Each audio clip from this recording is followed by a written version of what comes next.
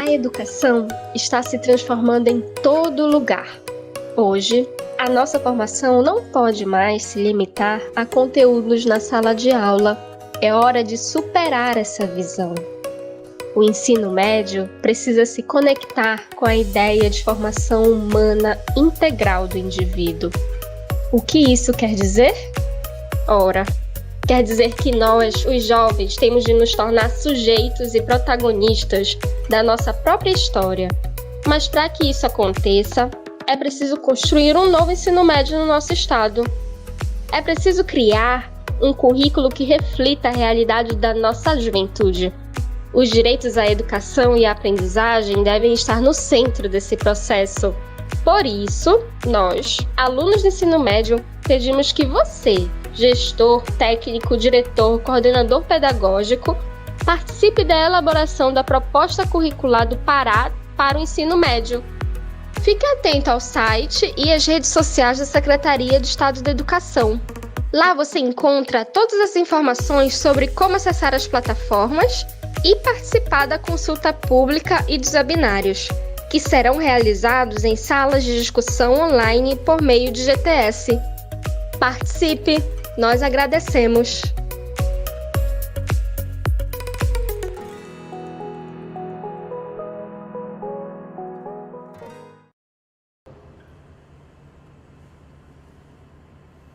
Bom dia a todos, estamos aqui no webinário do Documento Curricular do Estado do Pará.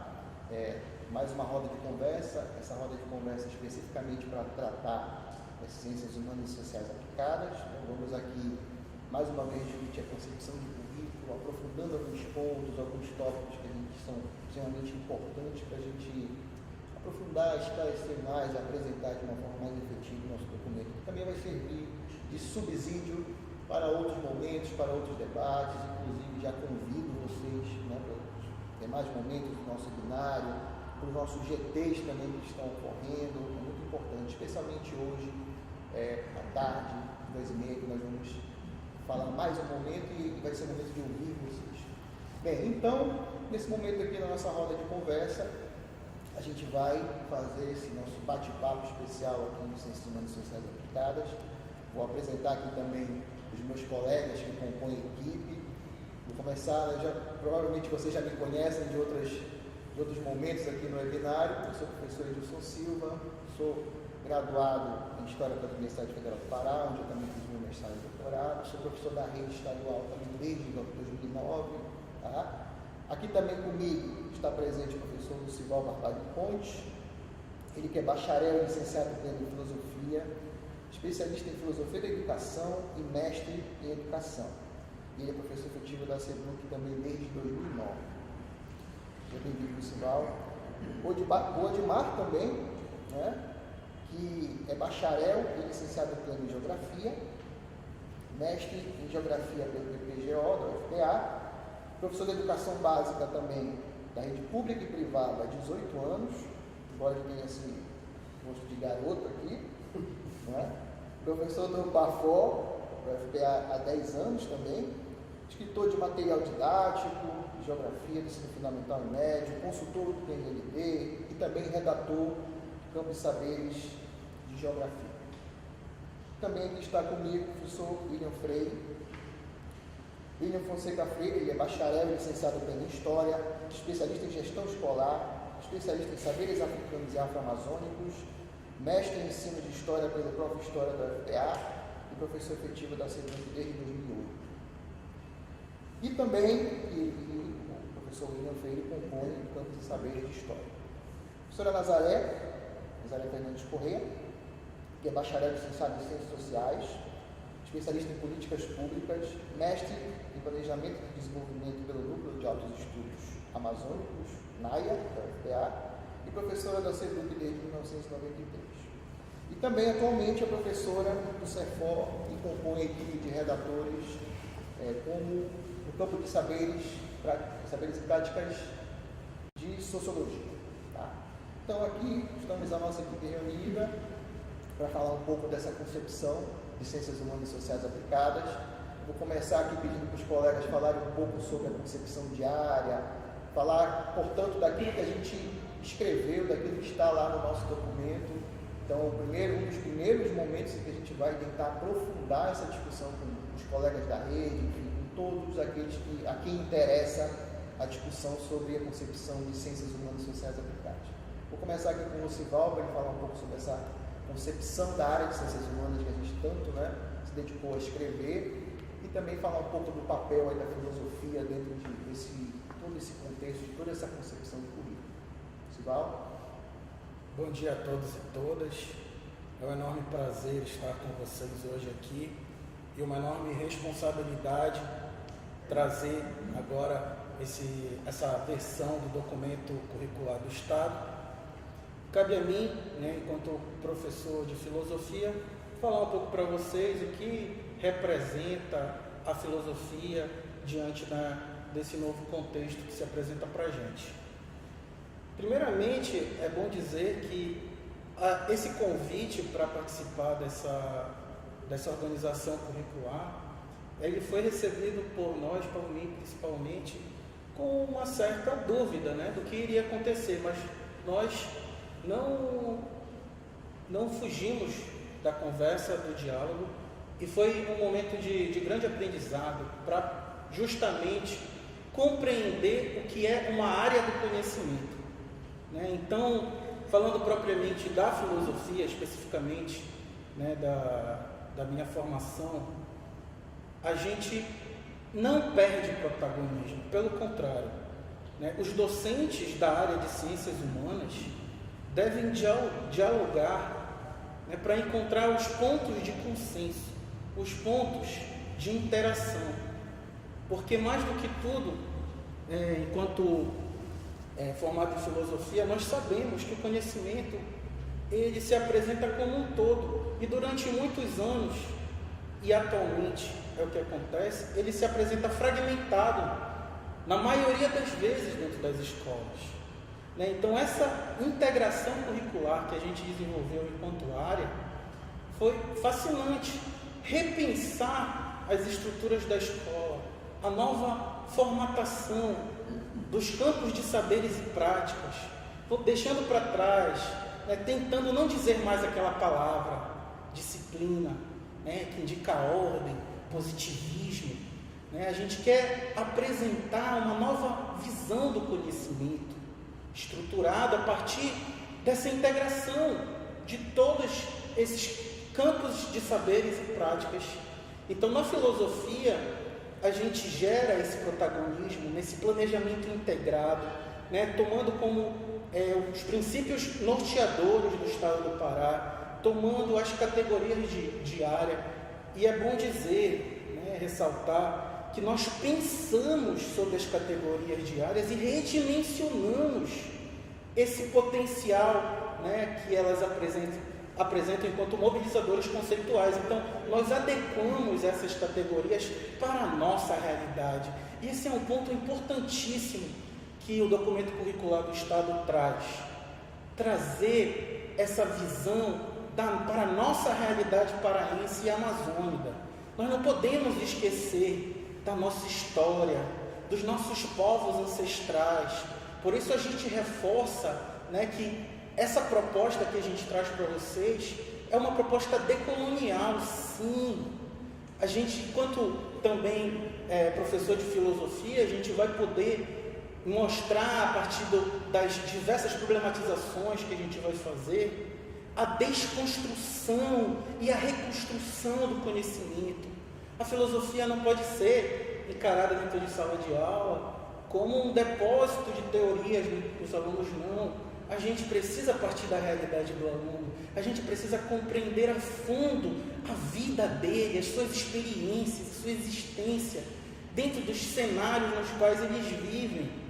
O professor, o docente nessa tarefa, ele não pode criar ambientes isolados, ele precisa interagir no seu contexto e conhecer profundamente as raízes do conhecimento dos seus estudantes, dos seus jovens aprendizes, e a partir daí transformar a sua sala de aula num laboratório de conceitos. Então eu penso né, que é muito importante o docente se preparar para um novo formato de aula, muito mais poética, um laboratório de conceitos de experiências no qual o aluno pensa e repensa sobre a sua realidade, onde ele questiona o seu próprio ser, o seu ser no mundo, com todo o meio ambiente ao seu redor, trazer essa problematização para dentro de sala de aula. A gente não pode mais fazer uma educação deslocada da nossa realidade, dos nossos problemas, das nossas crises. Então, a área de ciências humanas, ela tem um papel crucial dentro desse cenário, dessa conjuntura, para a formação de sujeitos críticos, autônomos, diante desse cenário que a nossa versão do documento traz, de uma educação libertadora, uma educação do sujeito integral. Justamente, as ciências humanas, ela tem essa função primordial de trazer o debate crítico, de fazer as problematizações dentro de sala de aula. E para isso, né, o docente também tem que estar preparado, no meu modo de ver, para o poético e para o trágico. Porque a aula, enquanto experiência, ela não é algo pronto e acabado, com início, meio e fim. Ela pode redundar em criação de conceitos maravilhosos, como ela pode não fazer isso. Então, muitas vezes, nós, enquanto professores, nós esperamos uma coisa redondinha, com início, meio e fim, mas isso algumas vezes não vai acontecer. Isso não é um fracasso se não acontece. Se você leva a experiência do pensar para o seu estudante, isso pode se tornar algo único e inesquecível para ele, né? Então, na minha visão, o documento curricular do Estado agora traz para a gente uma planta baixa do que podem ser os currículos. Não é uma orientação direta para o professor fazer isso ou aquilo. Não. Ele dá um contorno. E quem vai fazer os detalhes, vai preencher as minúcias, vai olhar atentamente para a comunidade onde está inserido, é o docente. É ele que vai interpretar essa realidade e vai, pouco a pouco, construir. Só para finalizar, é importantíssimo visualizar esse documento como um todo integrado, onde as unidades que estão presentes nele estão interagindo entre si, né? A formação geral básica, o projeto de vida e a formação para o mundo do trabalho. Então, quando a gente planeja de forma integrada essas três unidades, nós conseguimos visualizar as potencialidades que a educação pode trazer para os estudantes, né? Então, quando eu for planejar, for conceber o meu plano de curso de forma integrada, eu tenho que olhar para as eletivas que estão sendo propostas, porque essa é o grande pulo do gato que essa concepção de área traz para a gente. Nós temos que articular a concepção geral básica com a concepção para o mundo do trabalho. Então, a gente tem algumas propostas que mais adiante nós vamos debater, que vão complementar a formação geral básica. Bom, a gente tem muito para falar, mas vou deixar espaço para meus colegas também se aprofundarem e depois a gente responde as dúvidas que vierem. Obrigado, Lucival. E agora eu vou passar a palavra aqui para o nosso amigo Edmar Mello, que também vai falar um pouco da contribuição, não só sua, mas da geografia para a nossa área de ciências humanas e sociais aplicadas. Bem, bom dia a todas, bom dia a todos. É uma honra estar aqui com essa maravilhosa equipe de trabalho, a equipe de Ciências Humanas e Sociais Aplicadas. O que eu vou falar aqui vai dialogar muito com o que o Lucival já apresentou, né? Porque o Lucival fez assim um grande resumo sobre o que nós escrevemos, o que nós propomos no texto do documento. Foi uma missão, está sendo uma missão árdua, né? Alguns anos atrás nós fomos convidados para essa construção inédita, um grande desafio profissional para todos nós. Nós aceitamos a missão e estamos construindo este documento, né? E nós precisamos do apoio dos professores, professoras, das pessoas que discutem educação, dos movimentos sociais, poder público, todo mundo pode contribuir para que a gente possa elaborar a melhor proposta possível para o ensino médio do estado do Pará. Quando eu falo a melhor proposta possível, é a proposta que o Sival acabou de colocar, que seja uma proposta que esteja diretamente ligada às particularidades amazônicas, esteja diretamente considerando as variadas juventudes que nós temos dentro das salas de aula do ensino médio. Então, um grande desafio, nós aceitamos, é uma honra estar aqui, e eu penso que o texto que está sendo construído precisa muito da colaboração de todos, todas, precisa ser apropriado, lido, analisado, para que todos possam dar suas contribuições. Só assim ele vai ganhar musculatura pedagógica, né, para que ele possa fazer o efeito que nós, como redatores da área de Ciências Humanas e Sociais Aplicadas, esperamos, né, um efeito bem positivo no sentido da libertação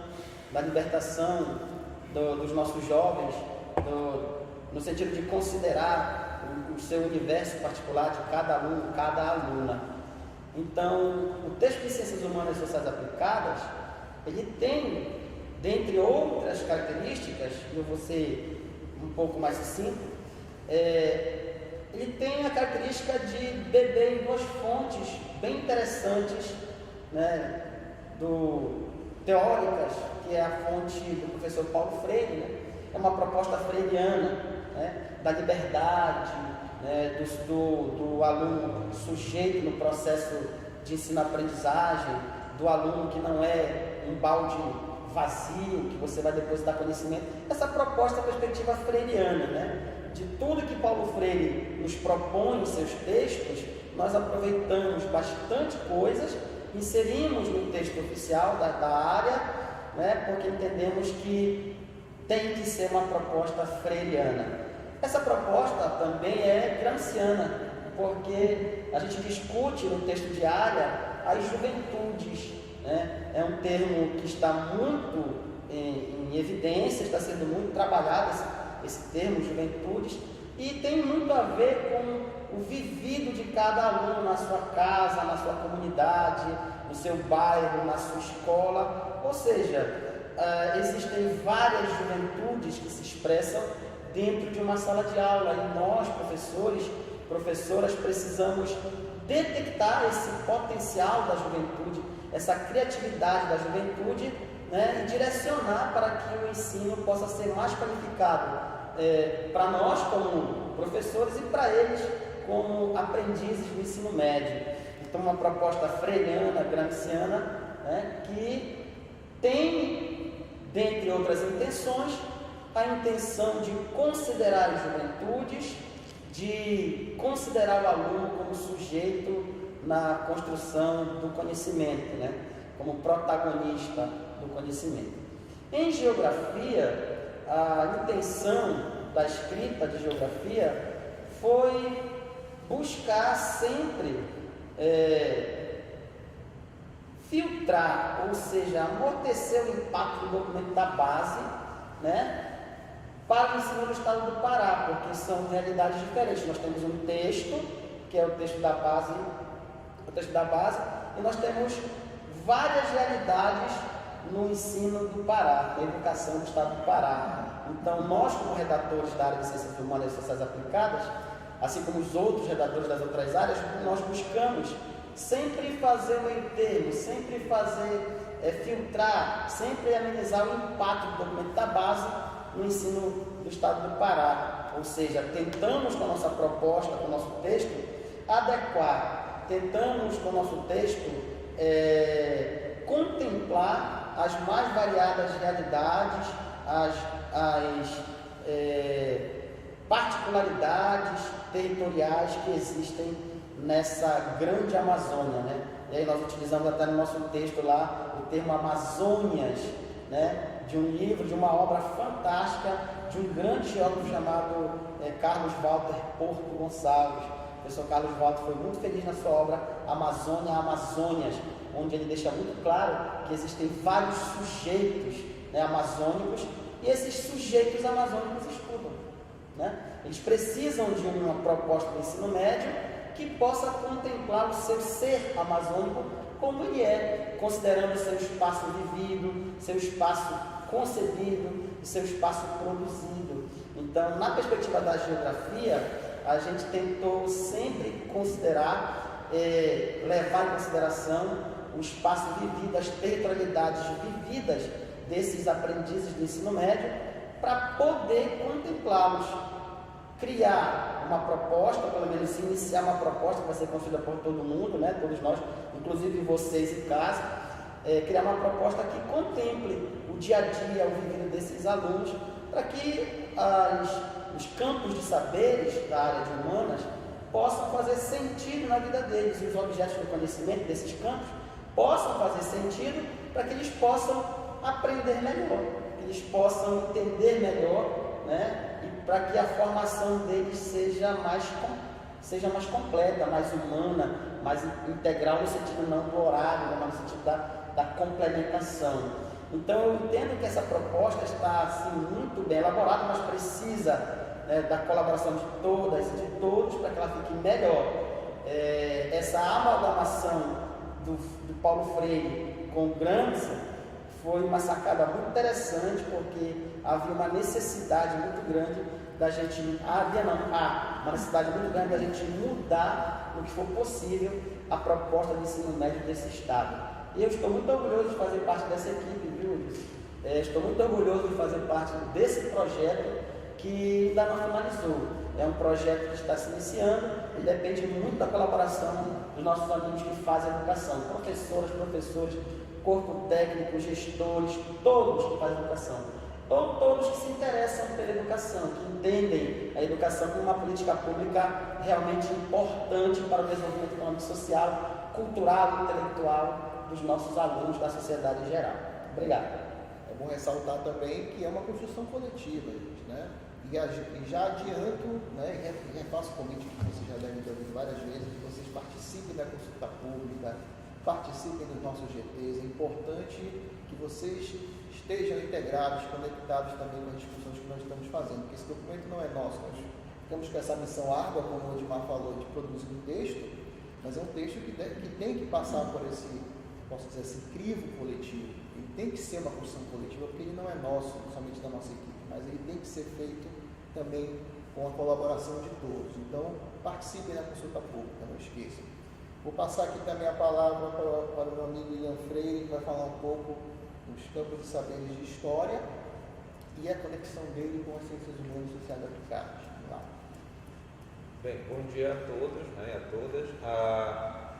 A disciplina História, né, causou assim, quando se discutiu a reforma do ensino médio, as pessoas perguntavam, né, que ia sair a história do currículo, e quando eu recebi o convite, eu também fiquei meio inquieto, né, assim como o colega professor de filosofia, dada toda a circunstância, a pressão, né, que há sobre, e o Edilson já colocou isso nas apresentações anteriores, e aí o meu coração começou a acalmar quando eu percebi que a história tinha um papel muito importante dentro desse processo, que a gente poderia construir um outro significado e um papel importante a partir dessa diversificação do currículo, né? A BNCC ela é só uma base, né, um ponto de partida, e pelo menos deveria ser, né? E a partir daí cada estado vai construindo seus currículos, e aí trazer essa concepção sócio-histórica, né? Eu vejo aí como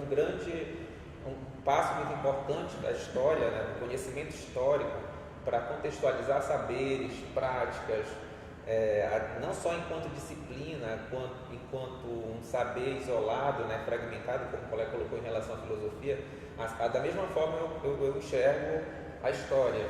Então, a história ela pode perpassar tanto enquanto uma unidade curricular, né, como uma contextualização de saberes na área de linguagem, na área de matemática, na área de ciências da natureza e principalmente no projeto de vida, porque além dessa juventude, nós precisamos pensar nesses sujeitos como sujeitos históricos, né? Eu acho que a grande questão, a grande contribuição do ensino de história para essa formação humana integral, né, é pensar que esse jovem, esse aprendiz, né, esses jovens, essas juventudes, que compõe, né, esse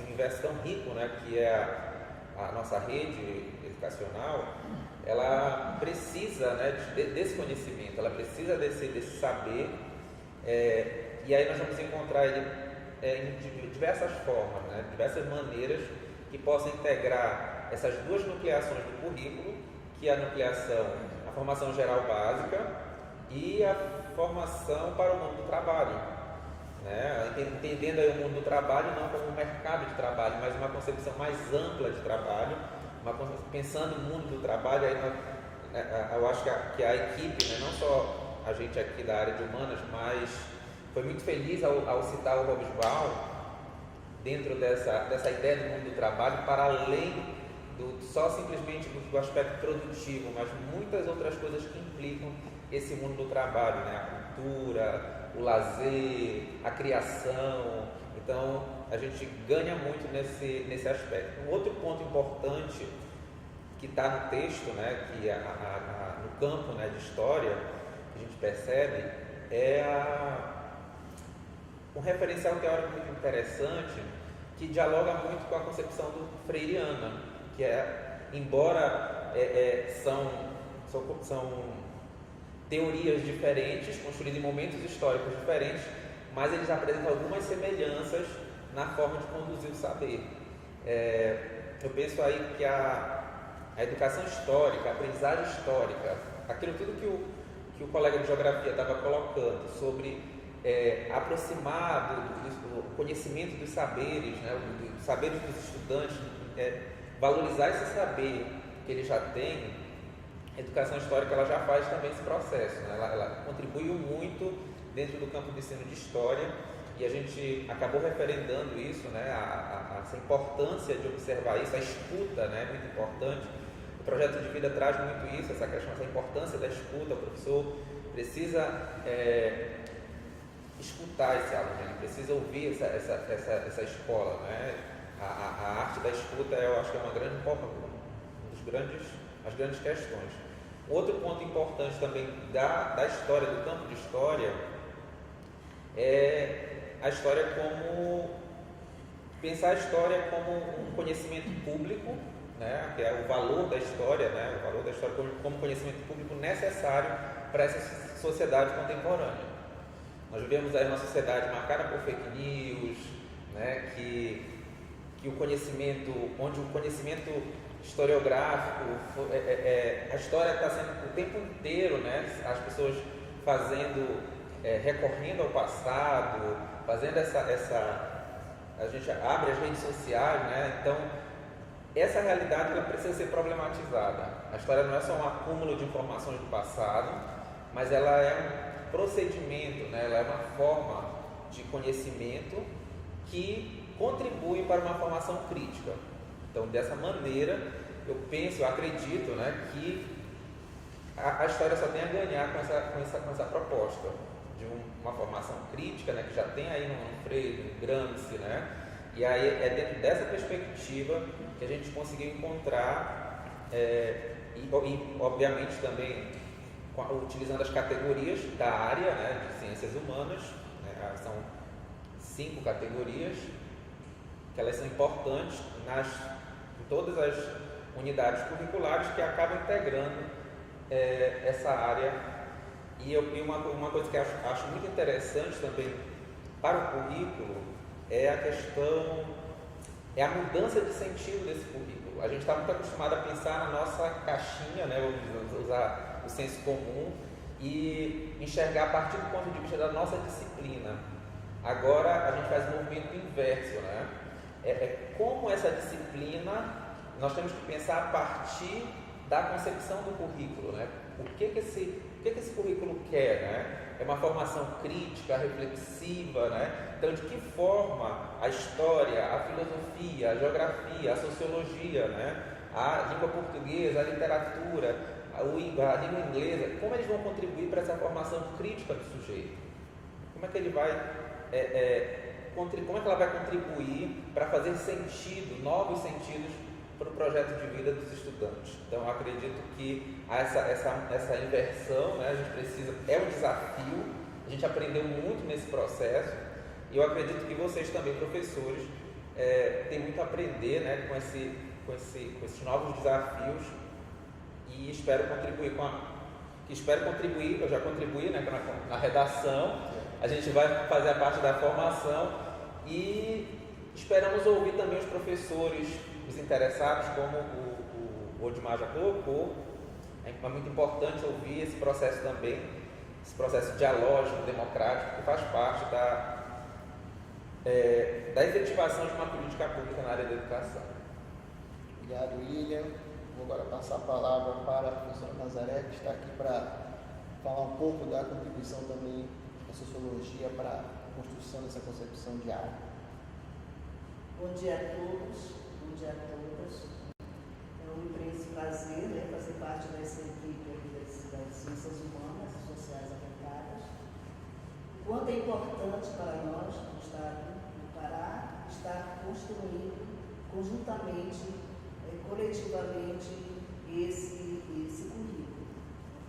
Então, esse currículo, ele parte de uma necessidade dessa visão integrada, né, dos saberes.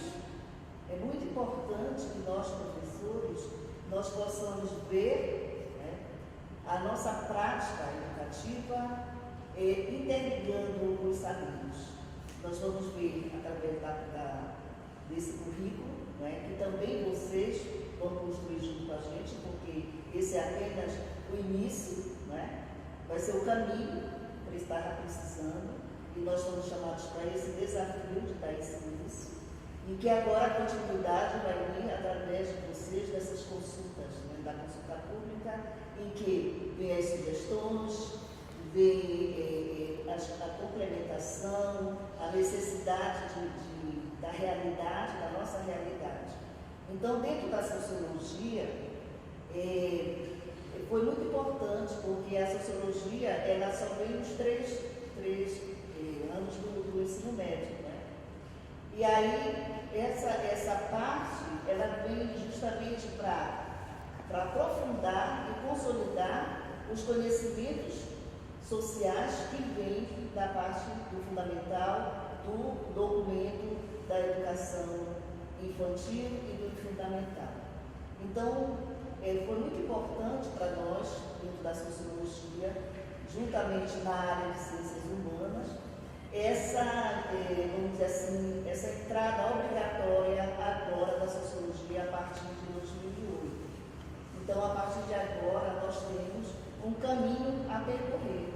E esse caminho, ele só será trilhado se todos nós, professores de todas as áreas, e principalmente da humanas, ela possa dar esse direcionamento dentro de uma educação de qualidade.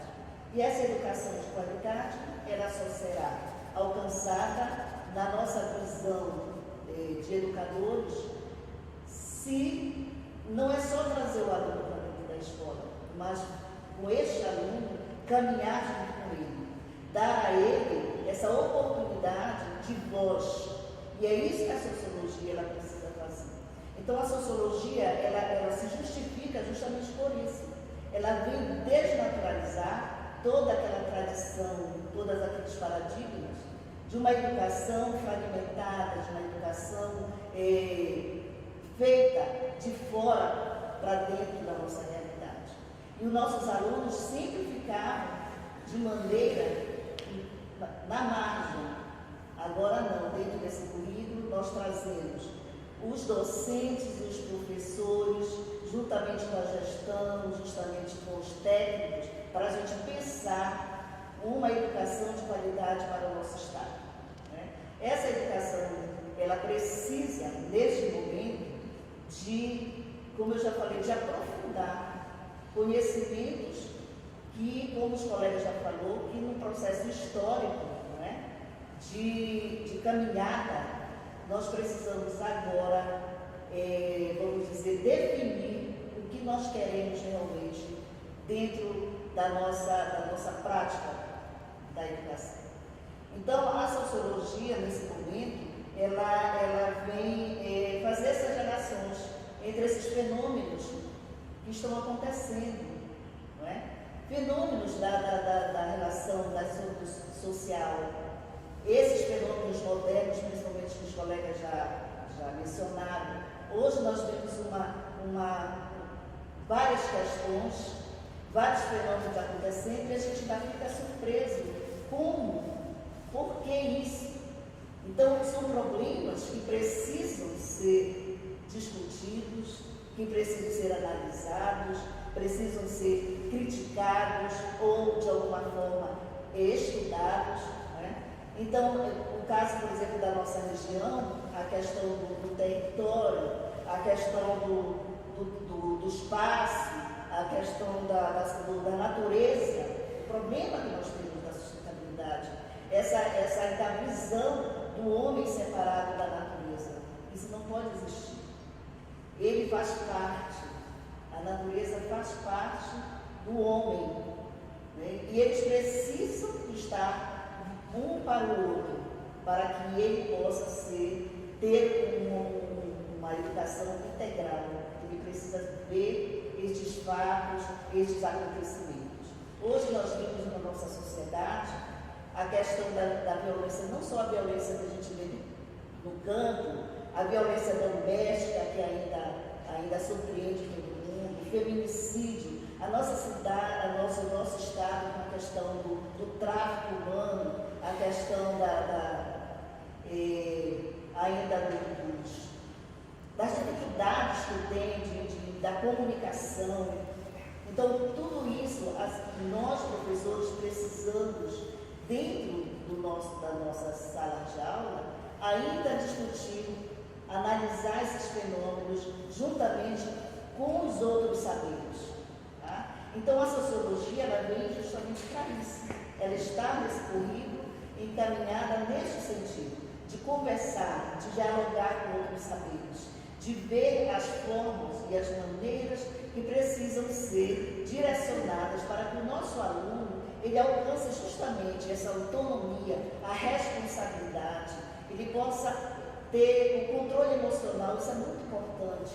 A emoção, agora, você vê que o nosso aluno do ensino médio, ele não é mais criança, mas também ele não é adulto. Ele está no período de transição. Então, para isso, ele está ávido de transformações, ele vê o que está nos acontecimentos, mas para isso, ele precisa de ter oportunidades. Precisamos dar esta oportunidade dele se posicionar, dele se descobrir, dele saber o que ele quer. Isso que nós chamamos, quando nós falamos do seu projeto de vida.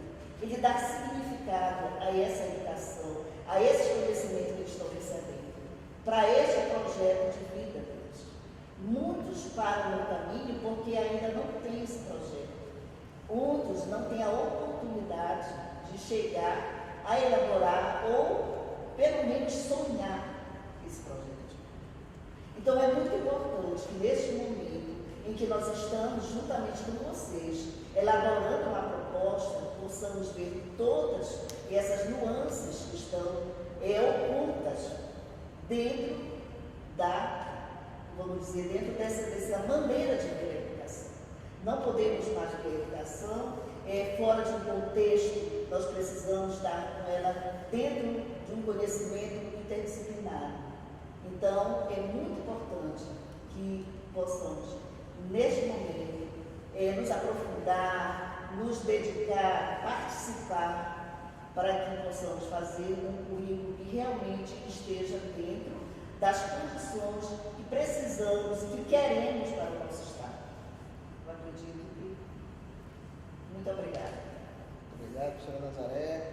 É importante também a gente ressaltar alguns pontos, né? E já, obviamente, vocês já discutiram as questões essenciais que a gente propôs aqui para a nossa área, e aí eu já vou fazer esse link, né, discutindo, por exemplo, a gente está, portanto, dialogando com 3 princípios do nosso currículo, que são o respeito às diversas culturas amazônicas, que aí se conecta com as ideias referentes às inter-relações do espaço-tempo, né?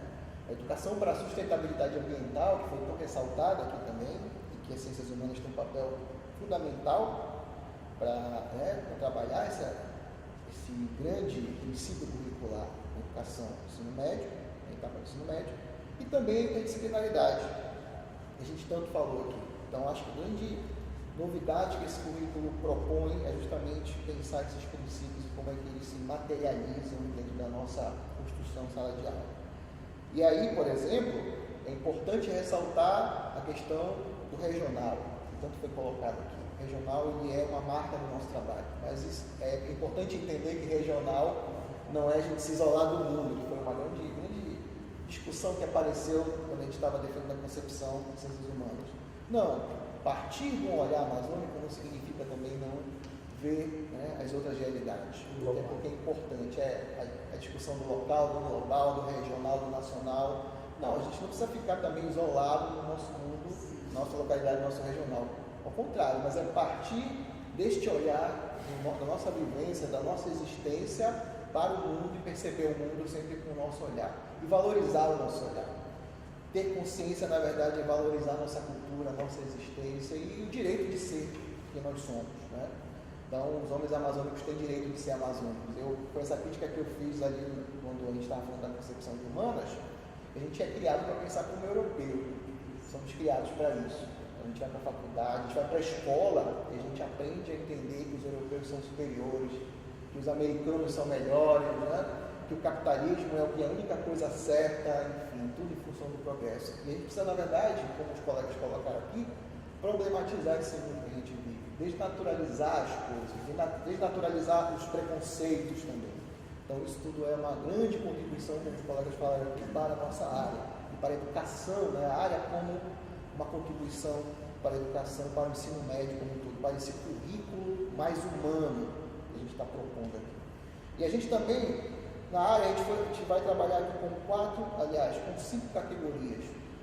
Foi legal o Odimar falar dessa questão de que a gente vai dialogar o tempo todo com a BNCC. A gente não reproduziu o BNCC, que é uma crítica que sempre é feita aos documentos curriculares. A gente não reproduz a BNCC.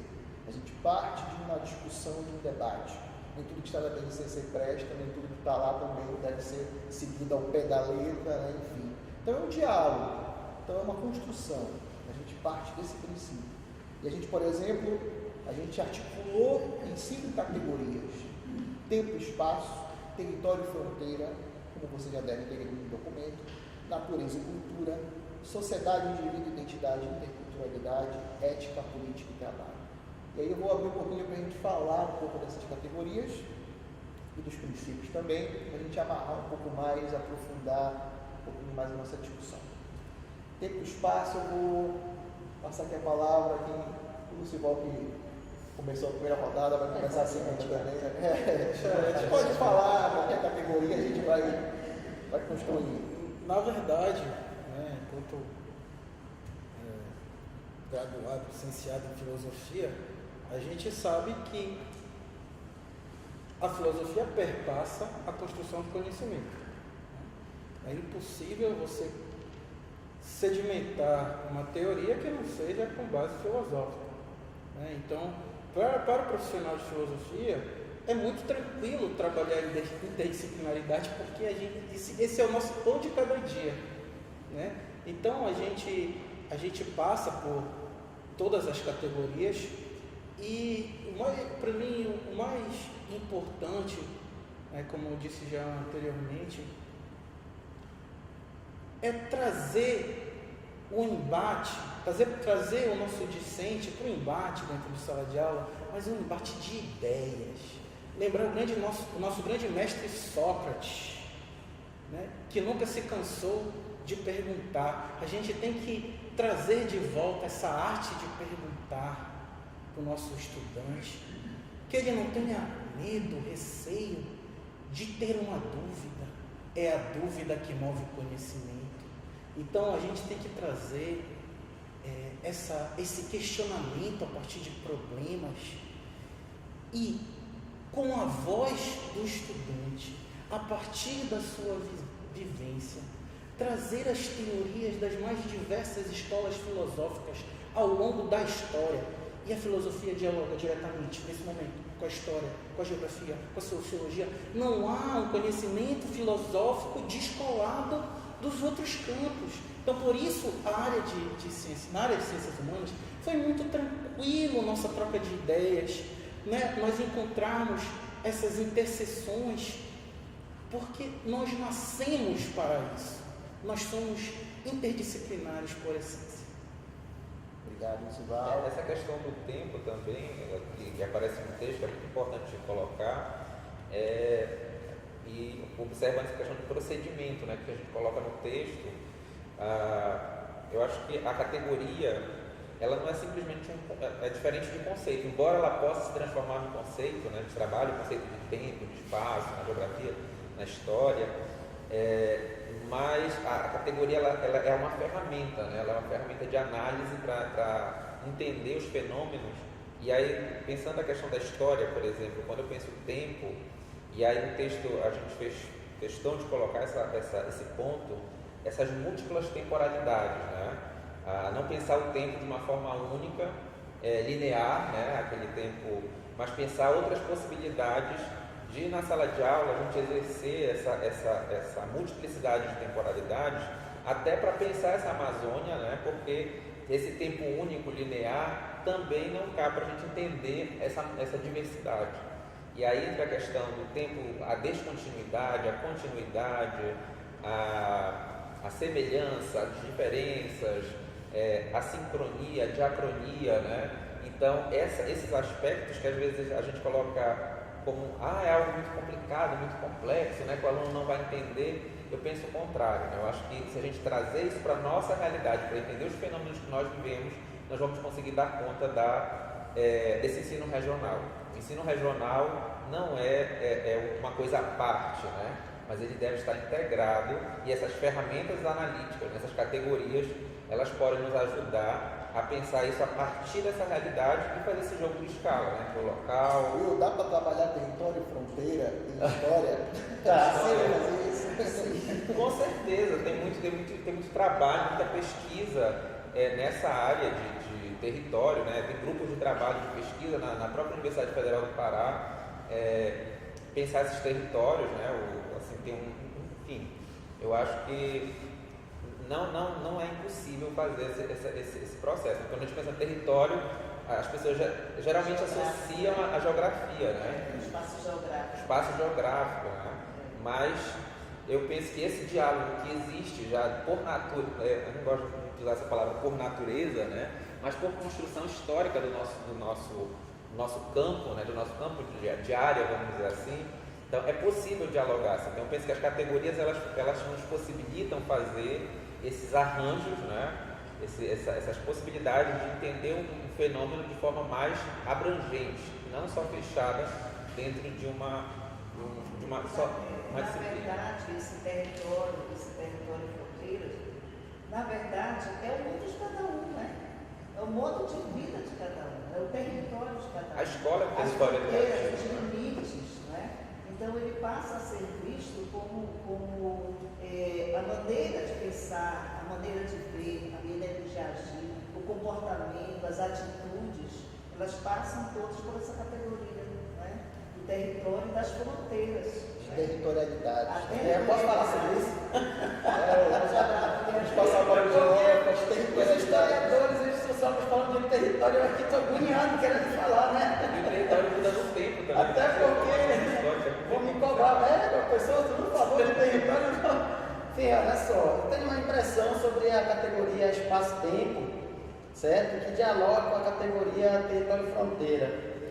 Edilson, até onde eu aprendi, na academia, nas leituras e na vivência como geógrafo, eu não vejo como dissociar espaço e tempo, certo? Eu penso que seria muita pretensão da minha parte pensar, não, tempo é uma coisa, espaço é outra, não dialogam, são coisas diferentes. Enfim, não consigo conceber essa possibilidade, né? Até porque na primeira categoria, né, espaço e tempo, tem duas coisas que se destacam muito e eu gosto muito de trabalhar, eu gostei muito de trabalhar no texto, a questão das temporalidades que ele colocou e das territorialidades, né? Então, o que são as territorialidades para a geografia? São as experiências vividas no território, ou seja, história de vida do indivíduo, estudante do ensino médio, no seu território, que é a sua área de vivência, que é a sua casa, né? Que é a sua escola, porque é assim, territorialidades para a geografia é experiência vivida no território pelos indivíduos cotidianamente, tá? E território para a geografia, que é um conceito da arqueologia, né? Da ecologia, né? Na verdade, nós nos apropriamos do conceito de território para poder explicar como os fenômenos ocorrem no espaço geográfico, esses fenômenos que estão ligados a relações de poder, porque território para a geografia é um fragmento do espaço geográfico marcado por intensas relações de poder, disputa. Tem uma obra do Claude Rapestan que discute isso daí, por uma geografia do poder. Mas existem outras obras, né? Existem várias obras que discutem território, que discutem territorialidades. Então, nessa primeira categoria, é interessante considerar as territorialidades dos indivíduos estudantes para que você possa entender a história de vida deles, né? Como ela foi construída, as temporalidades, né? que ocorrem, vão ocorrer na vida desse ser estudante, momentos da vida da história deles, no seu território. Então, discutir espaço e tempo, território, fronteira, é também discutir educação no campo, educação indígena, educação quilombola. Não dá para você escrever uma proposta curricular sem considerar os amazônicos quilombolas, os amazônicos indígenas. São as variadas Amazônias, né, que o professor Carlos Walter coloca. Então, elaborar uma proposta curricular que não seja inclusiva, que possa contemplar territorialidades variadas, de grupos humanos, de coletividades diferentes, é voltar ao mesmo padrão de ensino do passado tradicional, né, conteudista. É interessante que o ensino ele parta do concreto para o abstrato, né? Como dizia a professora Milton Santos no seu livro Da Totalidade ao Lugar, que parta do lugar para a totalidade, né? Do micro para o macro, do local para o global, né? Do lugar para o mundo. É importante que esse currículo discuta isso. E para que ele possa discutir isso de forma mais assim, vamos dizer, completa e eficaz, tem que considerar a história de vida dos povos amazônicos em sua totalidade. Os quilombolas, os ribeirinhos, os castanheiros, os serindeiros, o garoto da metrópole, todas, né? O pessoal lá do arquipélago do Marajó, né? Que é uma cidade que a gente gosta muito de parafrasear na nossa escrita, né? A cidade de Breves, né? A geografia de Breves, de Curralinho, de Moaná, de Portela, enfim. Então essas Amazônias precisam ser contempladas na nossa proposta curricular. Então, dissociar tempo e espaço é meio confuso, né? Eu penso por aí. Eu só queria fazer só mais uma observação com relação às nossas categorias de área. Quando a gente foi analisar a fundo as nossas categorias, e como a gente já falou, a gente redimensionou, a gente não seguiu o protocolo BNCC, a gente acredito que transformou essas categorias mais à nossa feição paraense, a gente percebeu também a porosidade delas, né? Porque elas ultrapassam a sua própria concepção. Então, quando a gente vai falar, né, de tempo e espaço, território e fronteira, natureza e cultura, né, a questão da identidade, do indivíduo, da sociedade, da coletividade, da ética, da política, do trabalho, você olha para o quadro organizador, né? Olha para as competências. A gente foi lá, fez esse exercício, olhou para a competência, olhou para a habilidade. Eu não posso trabalhar tempo e espaço sem trabalhar natureza e cultura, sem trabalhar, né, a outra categoria. Então, essa porosidade é uma marca também, né, da nossa área, né, assim, dentro da perspectiva filosófica a gente pode trabalhar, né, praticamente a partir uma competência, você está trabalhando praticamente as 5 categorias, né, de acordo com as habilidades. E também vale ressaltar, Edilson, que nós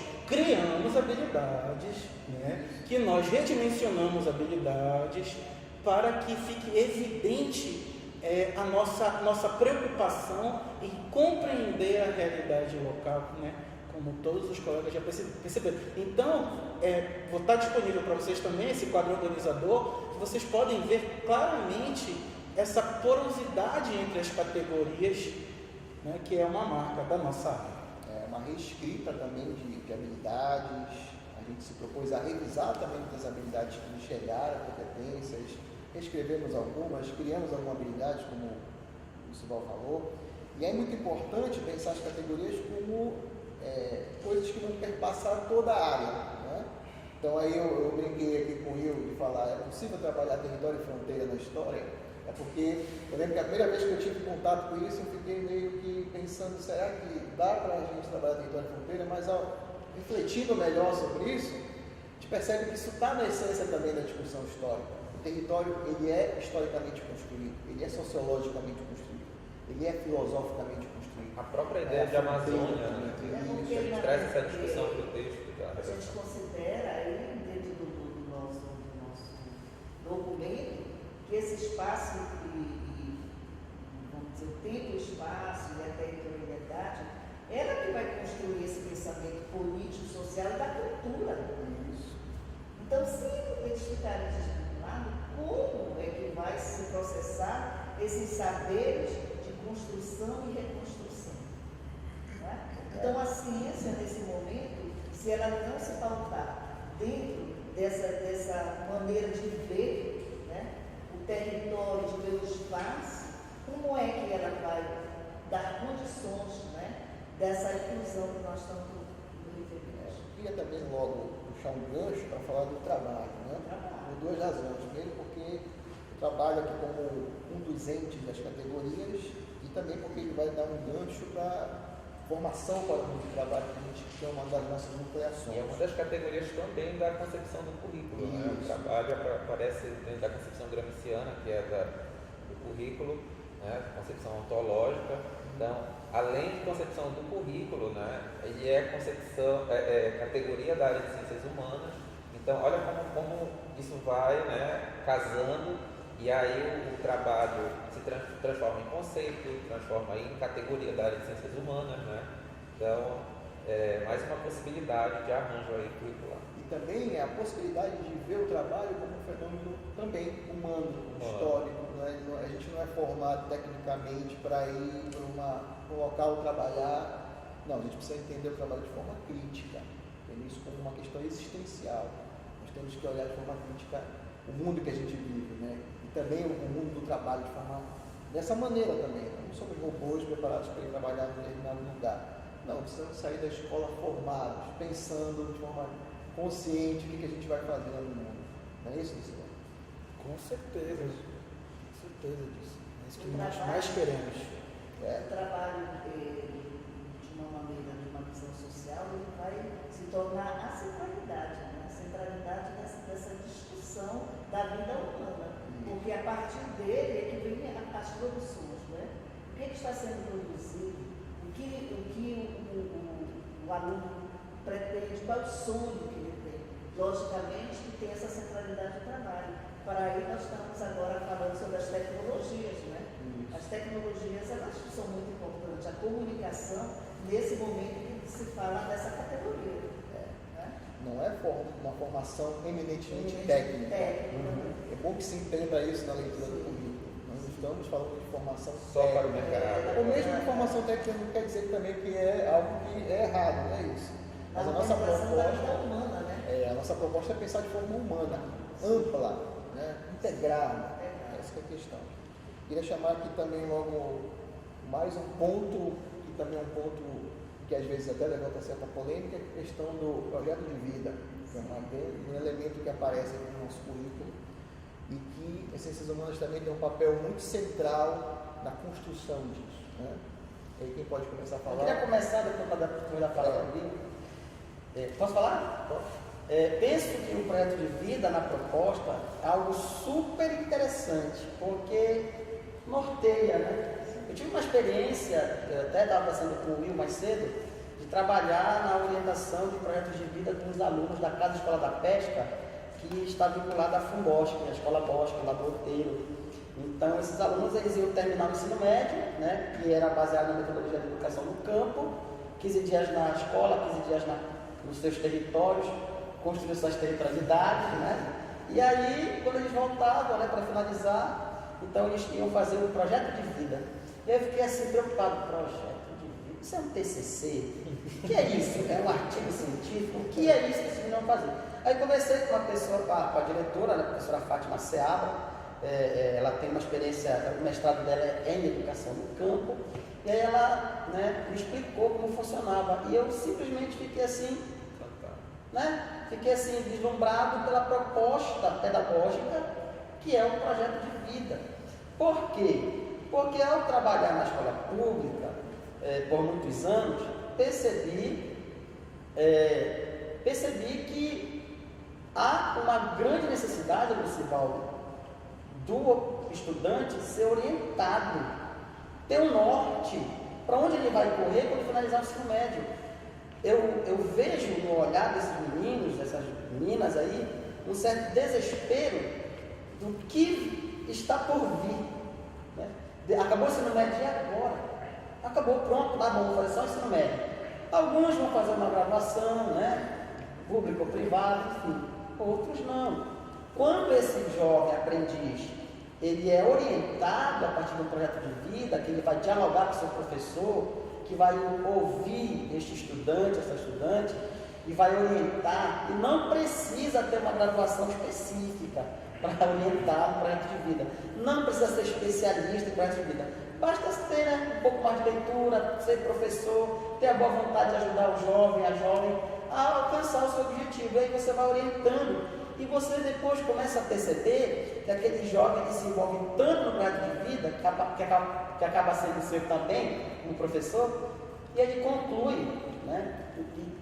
Aí eu vou fazer isso, você ajuda, finaliza, poxa, sou obrigado. Aí depois você encontra uma outra temporalidade, aquele jovem que você orientou lá atrás, exercendo a profissão do que ele queria ser.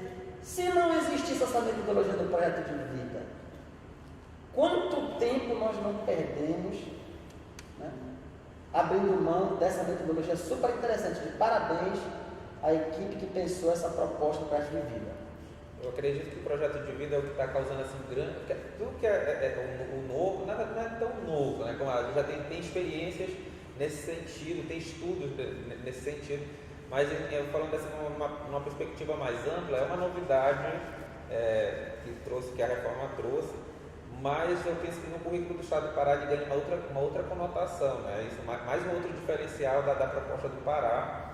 O projeto de vida não está somente ali nas itinerâncias, né, mas ele perpassa por todo o currículo. Ele integra, na verdade, né, é o elemento integrador. Ele é uma unidade curricular, ele tem essa dupla função, né, a Elizabeth até apresentou isso no webinar anterior.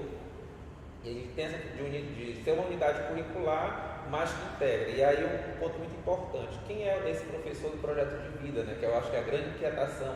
Mas a gente não teve essa formação, a gente não estudou isso na universidade. Eu penso que nós temos muitos professores na rede que já têm esse perfil do professor do projeto de vida. É o professor que escuta o aluno, é o professor que desenvolve atividades diferentes na escola, né, que tem uma preocupação maior com esse território educativo, né, que ele olha para essa comunidade. Então, esse aí é um forte candidato, vamos dizer assim, a assumir esse projeto de vida, mas ele não atua sozinho, ele não vai poder atuar sozinho, ele só vai ser, essa proposta ela só torna efetiva se tiver um planejamento integrado, assim como nas outras áreas também, né? Tudo perpassa pela questão do planejamento. E aí o projeto de vida não como está claro no texto, não é uma disciplina naquele formato, como eu posso dizer, tradicional, como a gente colocou no texto, a racionalidade, né? Aquela instrumentalização técnica, vamos dizer assim, mas ela perpassa por outros sentidos que, como eu disse, já acontecem em algumas escolas, já tem essas experiências às vezes pontuais, mas que agora ela passa a ser um centro, ela passa a ter uma importância e uma institucionalização, que isso é muito importante. E aí, por exemplo, no caso da nossa proposta, são 3 aspectos importantes, né? a identidade, a comunidade, né? O vínculo com a comunidade, e o terceiro é o fortalecimento, a mobilização, né, do estudante, das escolhas que ele vai fazer para a vida dele. E aí, um exemplo, né? A pessoa não vai chegar lá, vou agora colocar o conceito de identidade aqui, né? Esse conceito de identidade já tem que estar trabalhado lá, tem que ter sido trabalhado dentro das áreas, na formação geral básica, no projeto integrador, né? Então, o professor do projeto de vida, ele vai dar esse direcionamento para aquilo que já está sendo desenvolvido dentro da escola, né? E aí que vai acontecer a integração. É nesse momento que vai acontecer a integração, né? Que vai acontecer, o currículo vai ganhar materialidade, vamos dizer assim. Aqui é só uma proposta. O currículo mesmo, efetivamente, ele só vai acontecer na escola, né? Bem, gente, felizmente nosso tempo está acabando, estouradíssimo, né? O tempo passou muito rápido aqui nessa discussão. Nossas discussões que sempre foram muito demoradas, longas e muito interessantes. Convido todos vocês também mais uma vez, a participarem da consulta pública. É muito importante que vocês estejam dando as contribuições, né? Estejam discutindo esse documento. Não é um texto acabado, muito pelo contrário, é uma versão preliminar, uma versão a ser debatida, a ser discutida. Convido vocês também para participarem dos nossos GTs que estão ocorrendo. Hoje teremos o GT de Ciências da Natureza e de Ciências Humanas, então participem, é muito importante a participação de vocês.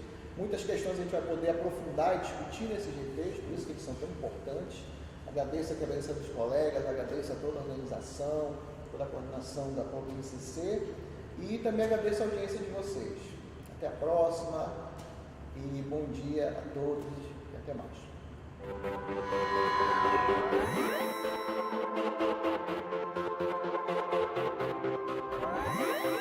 Dependendo do nosso olhar, o mundo aparece de um jeito ou de outro. A realidade é complexa. Por exemplo, a democracia não existe independentemente da história. A tecnologia, como a tecnologia 5G, envolve políticas públicas, questões éticas e econômicas. Para propiciar esse olhar integrado, é que a área de Ciências Humanas e Sociais Aplicadas é tão importante na formação dos jovens no ensino médio, por meio das disciplinas de Filosofia, Geografia, História e Sociologia. E como propor situações didáticas numa abordagem integrada, mas sem cair na superficialidade? Uma das maneiras é com estudos de caso. A partir de uma experiência real, os estudantes, com o apoio do professor moderador, identificam um problema, analisam evidências, pesquisam fontes que dialogam com a situação, avaliam, desenvolvem argumentos lógicos e propõem soluções. Pode ser uma horta comunitária, a linha do trem que corta a vizinhança ou Círio de Nazaré. Os alunos terão que pesquisar e responder. O que vamos aprender com a discussão desse caso? Qual é a situação-problema que o permeará? Como levantar nossos conhecimentos prévios? Onde todos poderão se informar sobre o caso? Haverá atividades fora da escola, apresentações e debates? Como será a avaliação? O estudo de caso coloca tanto o professor quanto o aluno num processo ativo de aprendizagem. As possibilidades são inúmeras e permitem o emprego de competências e habilidades importantes para a área de Ciências Humanas e Sociais Aplicadas, como analisar e contextualizar criticamente a realidade, os territórios, as relações com a natureza, as esferas de produção, combater a desigualdade e a violência e participar do debate público com liberdade, autonomia, consciência crítica e responsabilidade. Vamos agora a alguns exemplos. Para escolher um caso, concentre-se no interesse do aluno e considere o território paraense. Organize a atividade em etapas. Divida a turma em pequenos grupos. Apresente o caso. Pode ser por texto, vídeo, artigo de jornal, música. O cenário pode ser complexo, como a expansão do agronegócio numa região, que envolve questões econômicas, impactos ambientais, mecanização do trabalho versus desemprego, economia de exportação ou produções familiares. Ou pode ser específico, como preservar ou não um casarão antigo no centro da cidade. Ouça os alunos e organize uma pesquisa de aprofundamento. incentive espaços de trocas, como seminários ou plenárias. Se a questão for uma horta comunitária, por exemplo, tente traçar o passo a passo. Quem encabeça a ação? Onde ela será construída? Há um plano diretor? Quais os prós e contras? O estudo de caso pode disparar ações fora dos muros da escola, como entrevistas, registros ou mobilizações para uma ação integrada entre alunos e moradores. Estudos de caso permitem falar em público, trabalhar em grupo e principalmente com empatia, possibilitando aos estudantes contato com diferentes realidades e percepções. Essas e outras competências das ciências humanas e sociais aplicadas podem ser trabalhadas no estudo de caso.